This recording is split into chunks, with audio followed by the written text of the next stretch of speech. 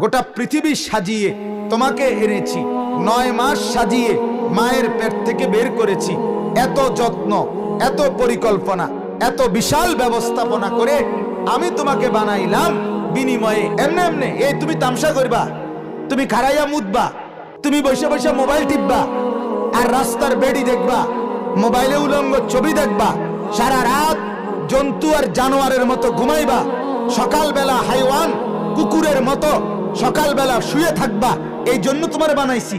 আল্লাহ পাক রব্বুল আলামিন কোরআনুল কারীমের বহু জায়গায় আমাদেরকে বলেছেন, বান্দা আমি রব্বুল আলামিন তোমাকে পৃথিবীতে পাঠিয়েছি, তোমাকে আমি দুনিয়ায় পাঠিয়ে আমি রব্বুল আলামিন তোমাকে বারবার একটা কথা বলে দিচ্ছি যে তুমি এ কথা ভেবো না দুনিয়ায় গিয়ে যে আমি আল্লাহ তোমাকে অনর্থক বেহুদা বানাইছি, এটা তুমি মনে করো না।